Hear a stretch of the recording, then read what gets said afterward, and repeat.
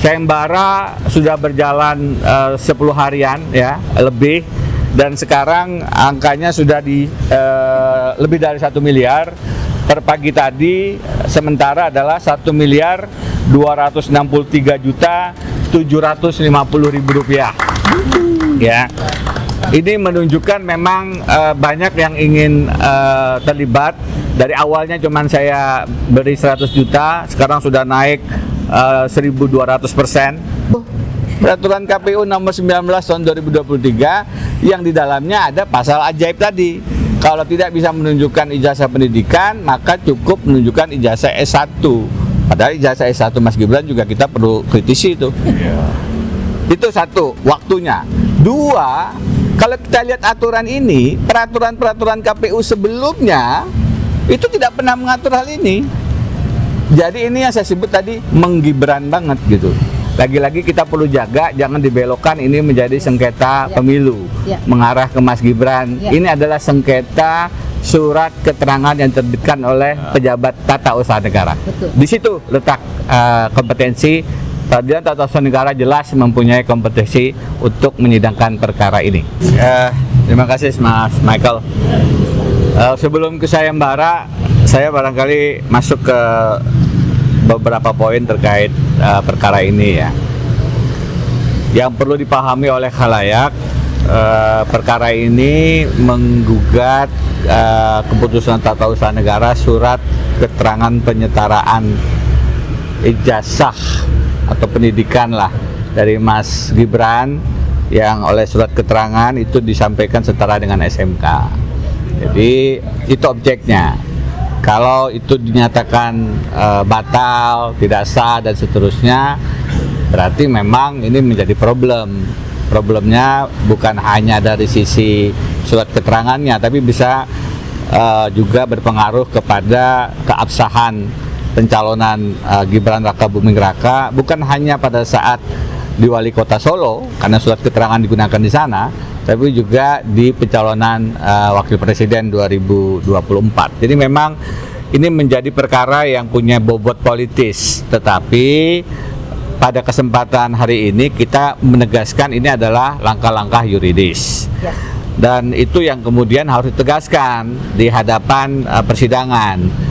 Karena yang perlu diantisipasi Ibu Mercy dan kuasa hukum dan kita semua masyarakat dalam perkara yang relatif sama pasti berbeda, yang diajukan oleh Pak Subhan misalnya, peradilan mengatakan ini bukan kewenangan mereka karena terkait dengan pemilu.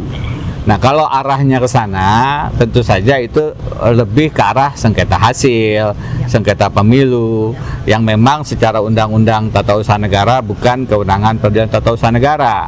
Tetapi yang lagi-lagi ingin ditegaskan pada kesempatan kali ini adalah ini terkait dengan surat keterangan yang diterbitkan oleh kementerian. Dalam hal ini Dirjen yang namanya tadi ganti-ganti melulu. Jadi saya juga sekarang ada pendidikan khususnya lagi. Yang tentu saja harus di sana cara melihatnya, prosedurnya benar tidak, berwenang tidak yang tanda tangan dan seterusnya. Itu semua yang menjadi objek dari gugatan kali ini. Kalau kemudian nanti ada kompetensi absolut, bukan kewenangan peradilan tata usaha negara, kemudian tidak sempat pembuktian, tentu kita menyayangkan itu. Karena akan sangat tidak sesuai dengan rasa keadilan kalau forumnya kemudian yang disoal. Ini kita bukan menyoal sengketa hasil atau sengketa pemilu. Ini betul-betul tentang surat keterangan yang terkait dengan penyetaraan pendidikan yang katanya SMK-nya Mas Gibran. Memang terkait dengan Gibrannya, tapi surat keterangannya sebenarnya menjadi objek. Jadi kita tentu berharap ini masuk ke pokok perkara dan menjadi penting untuk menghadirkan Gibran sendiri karena dia pasti adalah pihak yang bisa memberikan keterangan sejauh mana surat keterangan itu valid, absah, sesuai prosedur dan memang diterbitkan secara aturan main yang berlaku. Itu poin yang pertama. Poin yang kedua, apa boleh buat saya mesti masuk juga ke persoalan-persoalan etika bernegara kita. Tadi etika pendidikan sudah dijelaskan dengan sangat baik oleh Bu Mercy. Etika konstitusi kita tentu sudah sangat dirusak dalam proses semacam ini. Putusan 90 Pak Manusman untuk ponakan Gibran sudah diulas panjang lebar. yang masih tidak diketahui khalayak, sudah kita coba sosialisasikan adalah kalau ternyata surat keterangan ini memang problematik, itu bukan berarti beliau Mas Gibran misalnya memenuhi syarat karena sudah ada peraturan KPU nomor 19 tahun 2023 pasal 18 ayat 3 yang itu menggibran banget gitu. Jadi kalau putusan 90 itu menggibran untuk syarat umur, maka putusan peraturan KPU nomor 19 tahun 2023 pasal 18 ayat 3 itu menggibran untuk syarat pendidikan. Karena dikatakan kalau Wapres tidak bisa menunjukkan bukti lulus SMA atau sederajat karena sekolah di luar negeri, itu dikecualikan dan cukup menunjukkan sekolah atau kelulusan pendidikan tinggi.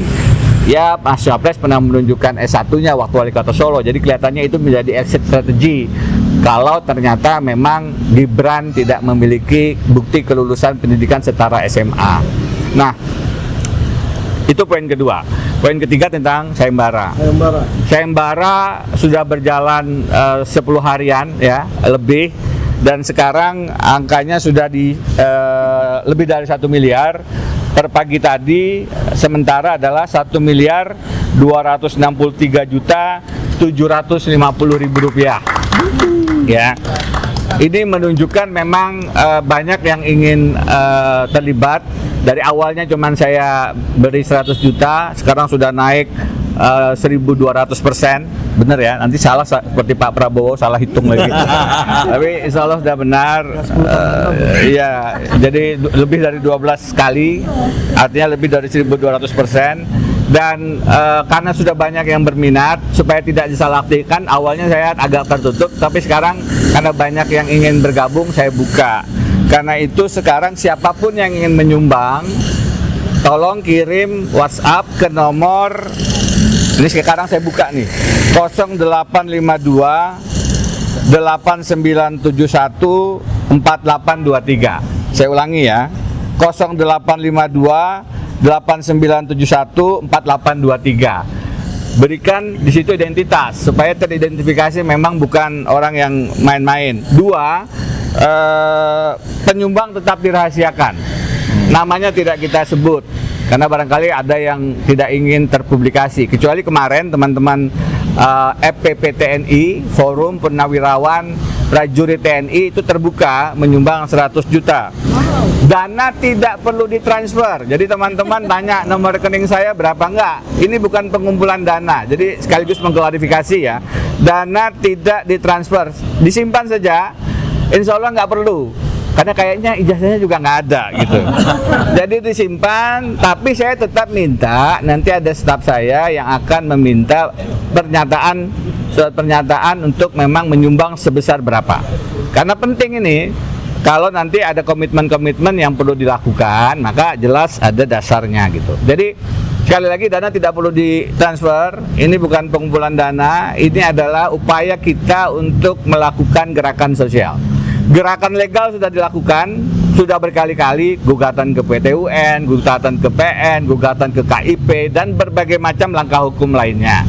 Maka ini adalah gerakan sosial yang tidak kalah penting, karena di tengah hukum yang biasanya tidak berfungsi dengan baik, hukum yang bisa diintervensi oleh kuasa, bisa dibeli oleh dana, maka langkah-langkah inovatif perlu dilakukan. Ini adalah cara kita untuk melakukan perlawanan dengan cara-cara yang barangkali tidak biasa-biasa saja. Sayembara adalah gerakan sosial kita sebagai bentuk kepedulian kita, dan siapapun yang kemudian ingin terlibat, sekarang sudah saya buka kesempatannya. Tapi jangan disalahartikan ini pengumpulan dana, apalagi kepada saya. Makanya dana tidak perlu ditransfer, disimpan saja. Pada saatnya saya pikir tidak perlu juga, karena ijazahnya kelihatannya masih gaib bin raib gitu. Bagaimana seandainya muncul ijazahnya?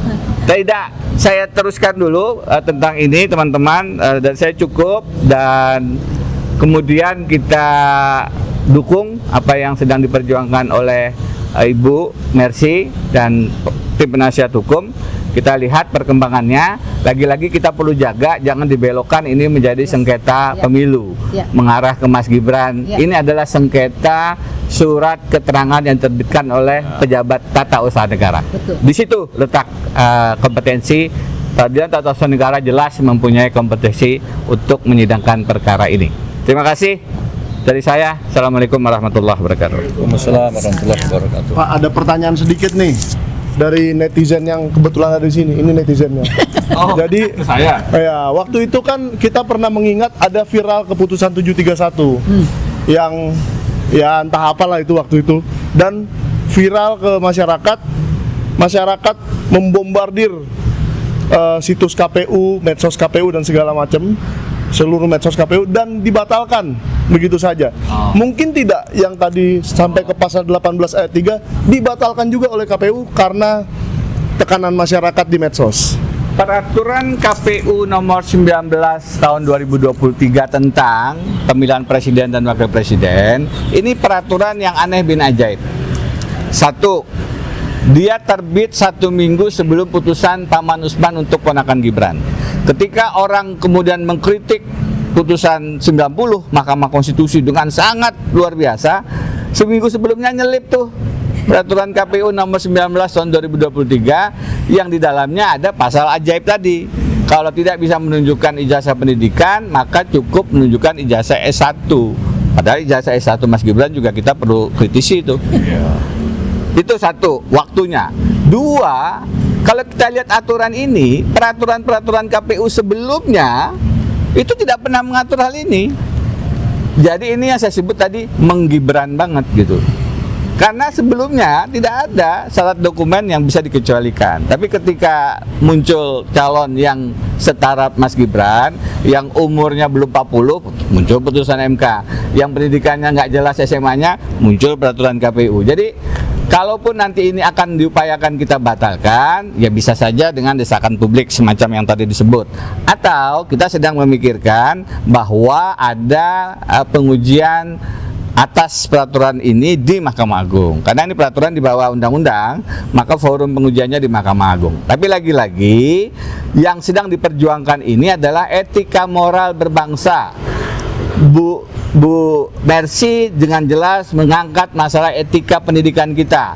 Capek-capek sekolah sekarang menjadi tidak lagi penting karena ternyata ijazahnya bisa diolah, aturannya bisa diubah. Etika semacam ini yang sekarang sedang diperjuangkan. Beliau dari sisi pendidikan, kami dari sisi hukum. Kami berdua concern dengan bagaimana etika pendidikan dirusak hanya demi kontestasi, hanya demi menjadi pemimpin yang juga sebenarnya karbitan gitu. Jadi ini problem yang harus sama-sama kita perjuangkan. Para pendidik, guru-guru, saya pikir akan sangat terpukul jika kemudian persoalan-persoalan pendidikan kita direndahkan dengan perubahan aturan, direndahkan demi permainan pemenangan pemilu saja. Terima kasih.